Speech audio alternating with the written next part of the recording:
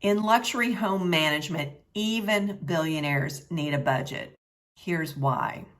In today's episode of Dear Billionaire, I'm going to show you exactly how to create a household budget for high net worth homes and how to budget like a billionaire even when funds are unlimited.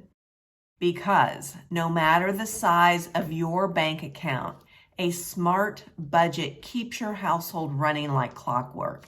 It maximizes your staff efficiency and it protects your property values for years to come.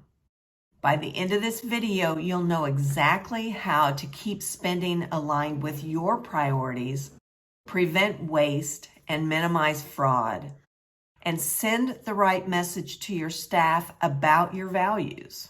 So if you're new, welcome to Dear Billionaire. This is a place for homeowners and house managers who want to run their households efficiently, discreetly, and easily. I'm Kelly Ford-Dixon, and I share the strategies I use to help my clients achieve billionaire-level success in managing their estates, their domestic teams, and their busy lives. If that sounds like what you're looking for, please hit subscribe and turn on your notifications so you never miss a tip. Let's start with the biggest misconception, that if you have endless funds, you don't need a budget. Yes, billionaires or millionaires can buy what they want without checking their bank balance.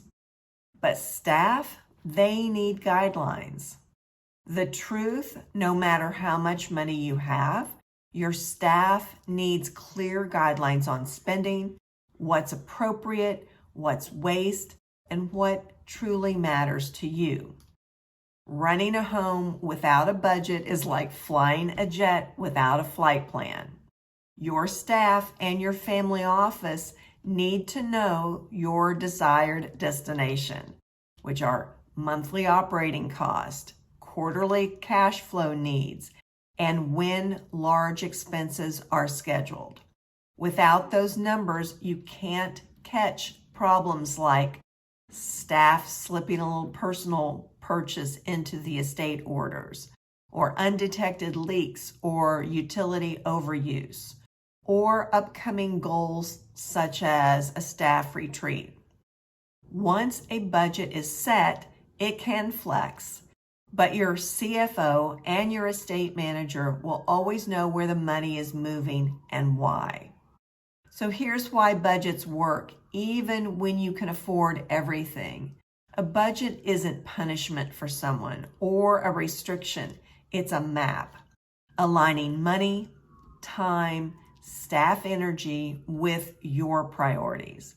For estates, that means separately tracking things like monthly maintenance, separate from projects, staffing cost, family discretionary expenses, and reserves or contingencies for things like home improvements, emergencies, and long-term projects.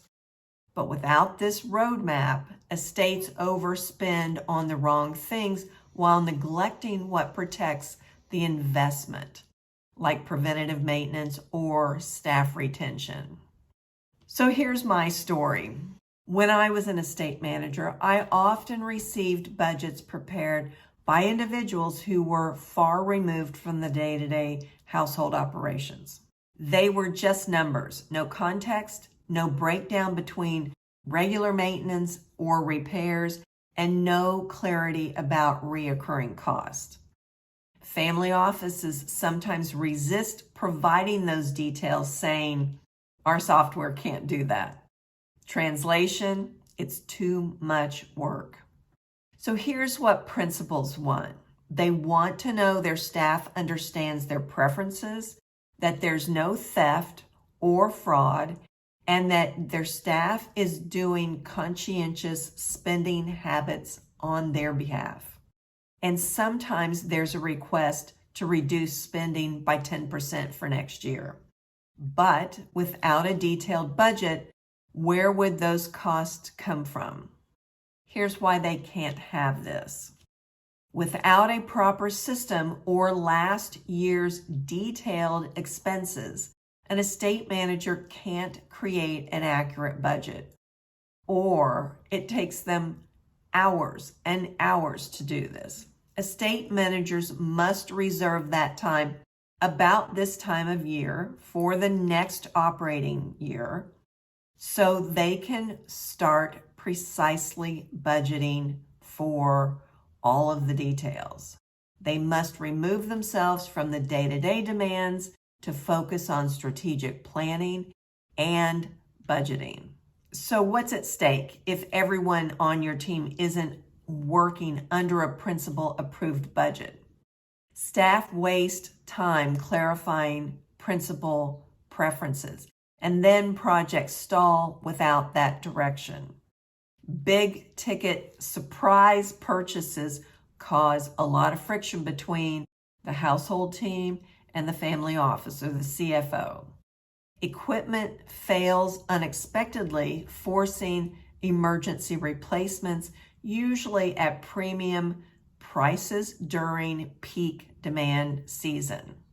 So here's how estate managers and directors of residences think like CFOs.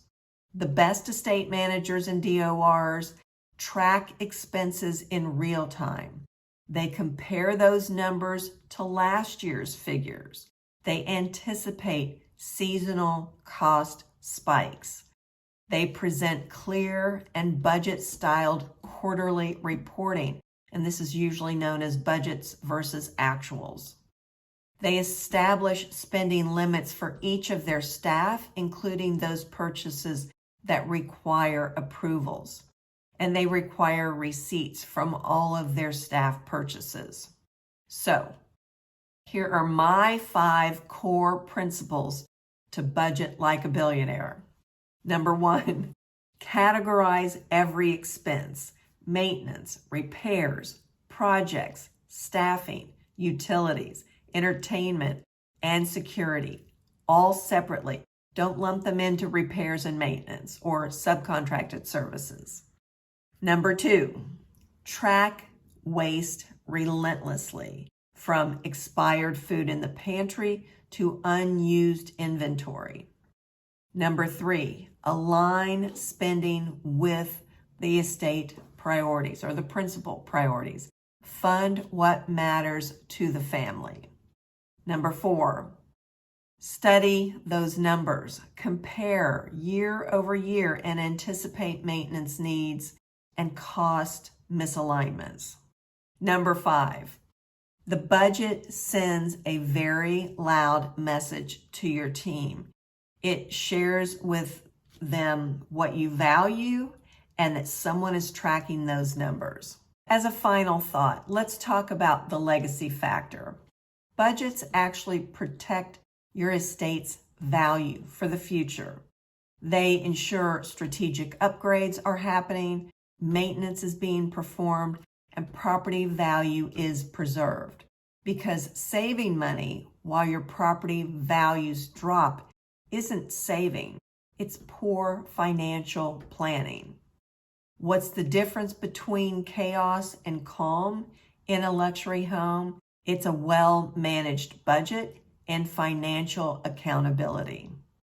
So take a moment, download my crazy detailed estate chart of accounts to use as your budget blueprint to see how I precisely structure household budget so that you can tell what's happening at your property from year to year.